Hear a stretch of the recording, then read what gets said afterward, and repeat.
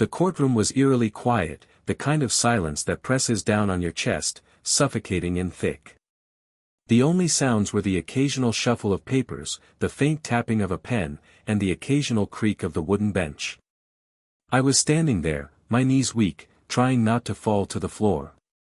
I could feel the weight of the judge's gaze on me like a hot, suffocating beam. "Mr. Harris," the judge said, his voice dripping with condescension. "It's a little too late for tears, don't you think?" I was caught in the grip of something I couldn't control. My voice faltered as I tried to speak, my throat tight. I didn't," the judge snorted, looking over at the other people in the courtroom.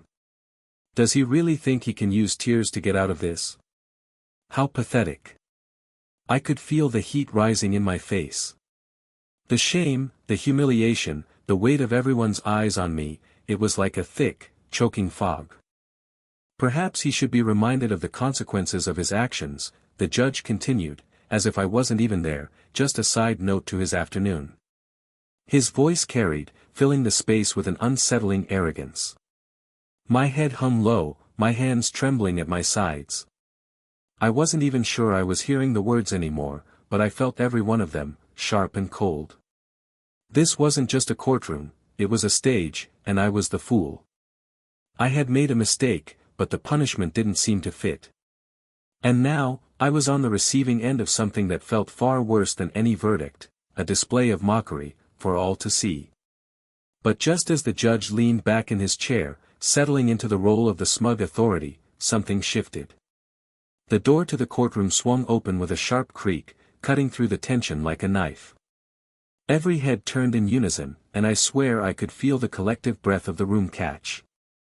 In walked a man I hadn't seen before, but he carried himself with the kind of confidence that made the air feel charged, like something was about to happen, something big. He was tall, his posture erect, with the kind of stoic demeanor that demanded respect.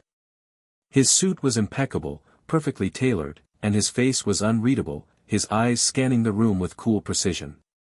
There was no hesitation in his stride, no second thoughts. He moved as if he owned this place, like the walls, the people, and the judge himself were mere details in his grand design. The judge stopped mid-sentence, his lips parted as he looked at the newcomer. For the first time, I saw a flicker of uncertainty in his eyes. The man approached the bench with a quiet authority that was almost palpable, his gaze never leaving the judge. He didn't speak, but his presence alone seemed to freeze the room. Even the air seemed to grow heavier, as if it were holding its breath. "Your Honor," the man said, his voice calm but firm, "I think it's time we reassess this proceeding." There was no mistaking the tone. It wasn't a suggestion, it was an order. The judge blinked, then straightened in his seat, adjusting his robe as if trying to regain some semblance of control. "Excuse me, but who do you think you are barging in here like this? This is my courtroom." The man didn't flinch. "I'm the one who's going to ensure you remember your place, Judge." His words hung in the air, sharp and unforgiving. For a moment, I thought the judge might argue, but instead, he hesitated, as if the force of this stranger's presence had knocked the wind out of him. The room was silent, hanging on the edge of something that felt like it might topple everything. The judge's face reddened, but he didn't speak. His eyes darted between the man and the rest of the courtroom, as if trying to gauge the weight of the situation, trying to figure out just who this person was and what they wanted. The tension in the room was so thick, it felt like you could cut it with a knife. The man stood still, unwavering, like a statue. His gaze locked on the judge, and for the first time, I saw something in the judge's eyes that resembled fear. It was quick, fleeting, but it was there. "You know," the man continued, his voice calm but with an edge of finality, "there are things that happen in this room that the public doesn't see. Things that don't make the headlines. But trust me, when they do, they won't be in your favor. Do you understand?" The judge blinked, clearly taken aback. His mouth opened, but no words came out. The man turned his attention toward me then, his eyes softening just a little as they settled on my face. "Mr. Harris," he said, his tone shifting to one of quiet empathy. "I suggest you take a moment to collect yourself. I didn't know who this guy was, but in that moment, I felt like I had been given an unexpected lifeline. His words were a reminder that not everything was lost. My shoulders relaxed just a fraction as I tried to steady my breath, feeling the weight in my chest ease. The judge, still fumbling with his composure, finally spoke, but his voice lacked the authority it had just moments before. This is highly irregular," he stammered, clearly rattled. The man's gaze hardened, and I could feel the shift in the air as he addressed the judge one last time. "You're not the only one who can make decisions in this room, Your Honor. And it's time someone else took control." The judge's face paled, and for the first time, I saw him shrink back into his seat. It wasn't just the surprise, it was the realization that this man held a power greater than his own. The man's gaze didn't waver from the judge, his presence now commanding the room in a way that felt almost palpable. The courtroom, which had been filled with tension just moments before, now felt like a pressure cooker on the verge of exploding. I could feel the shift in the atmosphere, the quiet disbelief that something so dramatic was unfolding right before our eyes. The judge's face went ashen, his mouth opening and closing as if searching for words, but nothing came out. The man standing before him didn't speak again, but there was no need. His presence was the sentence, and the judge understood it fully. "You have no authority here," the man said, finally breaking the silence. His voice, though calm, was unwavering.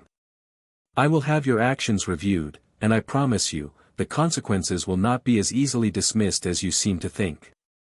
The courtroom was dead silent, the only sound the soft rustling of papers and the occasional click of a pen on a table. The judge finally looked away, his eyes flicking down to his papers, the weight of the moment crashing over him. It was as if the room had collectively exhaled, but no one dared speak. I watched the judge's defiance crumble, piece by piece, as the man's words continued to reverberate through the courtroom. There was something surreal about it all. This wasn't just a legal battle. This was something deeper. Something about power, authority, and the way people use it to belittle others. The man, sensing the shift, turned his attention to me once more, his expression softening even further. "Mr. Harris," he said, his voice now full of quiet resolve. "This is not your fight. But it is now mine. And I promise you, no one here will belittle you again." I couldn't help but feel a strange sense of relief, a sense of justice I hadn't expected to find in this place. It was like a spark of hope had been lit in a room that had felt suffocating just moments before. The judge was no longer the dominant force in this room. It was this stranger, whoever he was, who had taken control. The man stepped back from the bench, and without another word, he turned and walked toward the exit. The judge remained frozen in his seat, his face a mixture of confusion and fear, unable to move or respond. The stranger reached the door and paused, his back still to the room. For a brief moment, there was a stillness that hung heavy in the air, as if the world had come to a complete halt. Every person in that room, including me, was waiting for something. We weren't sure what, but we knew it was coming. Then, without turning around, he spoke again. "Your Honor," he said, his voice cutting through the silence with unyielding clarity, "I suggest you reconsider how you conduct yourself in the future. The law doesn't just exist in this courtroom. It's outside these walls, too. And when you make mockery of someone's pain, it's not just justice that you jeopardize, it's your own credibility." He didn't wait for a response this time.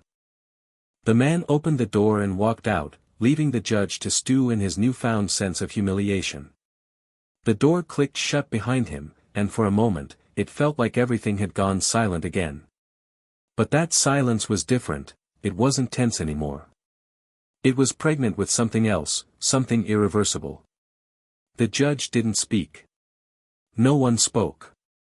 It was as if the courtroom had forgotten how to function without this man's presence. Even the stenographer, who had been busy typing up every word, sat frozen, unsure of what to do next. I stood there, my chest rising and falling rapidly, as if I had just woken from a deep, suffocating nightmare. The weight that had been crushing me since I entered the courtroom began to lift, just a little. It wasn't a full victory yet, there was still a long road ahead, but for the first time, I felt a glimmer of hope. The judge cleared his throat, his hands shaking slightly as he reached for a stack of papers, fumbling with them. We'll reconvene tomorrow," he muttered, his voice barely above a whisper. I didn't respond. There was nothing more to say to him, not after what just happened. I turned and made my way toward the door, feeling the eyes of the room on me, but this time, they weren't judging me. They were just watching, waiting for something they had never expected to see, the judge's downfall. As I stepped into the hallway, I could still hear the muffled sounds of the courtroom behind me. The door shut with a soft thud, and for the first time that day, I felt like I had regained control of something, myself, my dignity, and, most importantly, my fight. The hallway was quiet as I stepped out of the courtroom, the sharp click of my shoes echoing off the walls. I paused for a moment, letting the cool air wash over me, trying to clear the fog that had settled in my mind. What had just happened? The events of the past few minutes felt surreal, like something out of a dream, and yet it was real, too real. I leaned against the wall, my mind racing. That man, who was he? And why had he intervened like that? He hadn't just silenced the judge, he'd dismantled him, piece by piece, without lifting a finger. It was the kind of power that spoke louder than any gavel or legal term ever could. The truth was, I didn't know if I was grateful, confused, or just plain overwhelmed. The way the man had treated me. It wasn't just a legal move. It was personal. It was as if he had seen something in me, something that made him decide this battle wasn't just about the case, but about something deeper. Something about standing up for what's right, no matter how small or insignificant the moment may seem. Just as I was about to step forward, I heard a voice from behind me, low and steady. "You did good in there." I turned, startled to see a woman in a sharp black suit standing a few feet away. Her dark hair was pulled back into a tight bun, and her expression was unreadable, though there was a glint of something, respect, in her eyes. "Who are you?" I asked, my voice hoarse. "I'm with him," she replied, her gaze flicking briefly to the courtroom door. "The man who just made his point." The pieces began to fall into place. "He's not just some guy, is he?" She shook her head. "No. He's someone who doesn't just talk about justice, he enforces it, wherever he sees it being compromised." She paused, her eyes narrowing with a hint of warning. "And believe me, you don't want to cross him." I swallowed, processing her words. "So, what now?" "Now," she said, her voice soft but firm, "you need to decide what kind of man you're going to be. This moment, this intervention, it's not about what happens in this courtroom. It's about the choices you make from here on out." Her words hung in the air, heavy and laden with meaning. She wasn't just talking about the case anymore. She was talking about me, my future, my decisions, and how they would shape who I became. I didn't know what to say. I could feel the gravity of her words, but there was no time for contemplation. There was only action. The fight wasn't over, not by a long shot. It had only just begun. The woman's gaze held me in place for a long moment, and I could feel the weight of her words settle into my chest. My mind raced, trying to make sense of everything, the judge, the mysterious man, and now this woman who seemed to know more than I did about what was really going on. She didn't say anything more, and for a second, we just stood there in the silence of the hallway. The faint hum of voices from the courtroom beyond drifted through the walls, but it felt like they were miles away now. The reality of what had happened, and what was yet to come, hit me all at once. Finally, I broke the silence. "What does he want from me?" I asked, unable to mask the confusion in my voice. "Why did he step in like that? I don't even know who he is." The woman's expression softened, just slightly, as if she understood the frustration building inside me. "He doesn't want anything from you," she replied, her tone measured and calm. "He's not in the business of making deals or asking for favors. What he did, he did because it was the right thing to do. Because he saw what others were too blind to see, that you didn't deserve to be treated that way. I clenched my fists at my sides, the anger that had been simmering beneath the surface finally starting to rise. I didn't deserve it, but it happened anyway. And now, because of him, everything's changed. I can't even wrap my head around it. She took a step closer, her voice dropping a little lower. You've already made the hardest part of this decision. You stood up for yourself. Now, you'll have to decide how to carry that forward. Her eyes locked onto mine, searching for something in me. Are you ready to fight for your dignity? Because it's not over. The judge will try to claw his way back, and this person who helped you, he'll have his own enemies too. There's a bigger game being played here, and you're now a part of it. I let out a slow breath, trying to steady my pulse. The anger, the confusion, and the fear were all swirling inside me, but there was something else too, something I hadn't felt in a long time. A flicker of resolve. The same resolve that had kept me going when I thought all hope was lost. I don't know if I'm ready for this, I admitted, my voice low. But I have to be.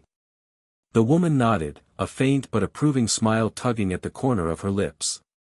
That's the right answer. But remember, it's not just about standing up for yourself in a courtroom. It's about standing your ground when it matters most. She paused, her eyes narrowing slightly. You might be walking into something much bigger than you think. And if you do, you need to be ready. I nodded, swallowing the lump that had formed in my throat. Thank you, I said, though the words felt inadequate. I wasn't sure what I was thanking her for, guidance, or just the truth, but I knew I wouldn't forget it. She gave me one last look, her eyes flickering to the door behind me as if she was already thinking ahead. Good luck, she said quietly, before turning and walking away without another word. I stood there in the hallway for a long moment, the weight of everything still pressing down on me. What now? How could I be sure that this was the right path? I didn't have the answers. I didn't know if I was ready for what was coming. But I knew one thing for sure, I wasn't going to let anyone walk all over me again. And if that man was watching, waiting for me to decide, I couldn't let him down. The hours following the encounter in the hallway felt like they stretched on forever. I couldn't shake the feeling that my life had taken an irreversible turn.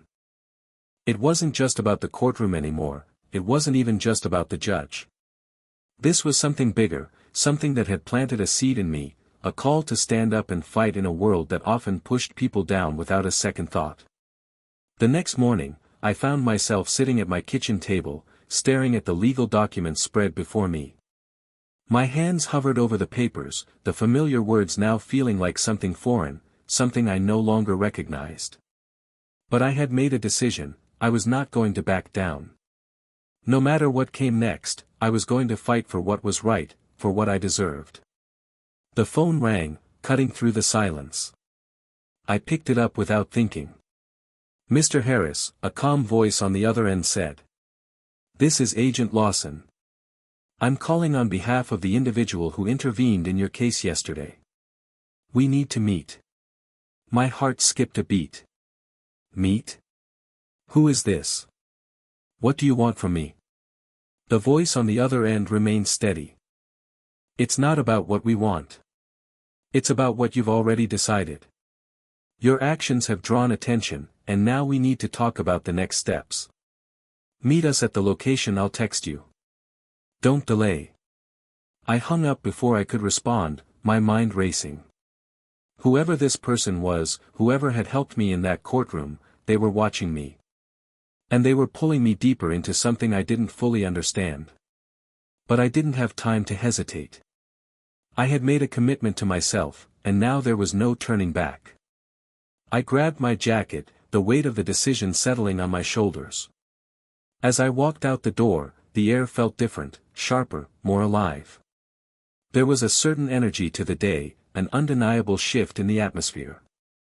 I didn't know what would happen when I walked into that meeting, but I knew one thing, I had stepped into something much bigger than just my own fight. And whatever came next, I wasn't going to back down. I was ready.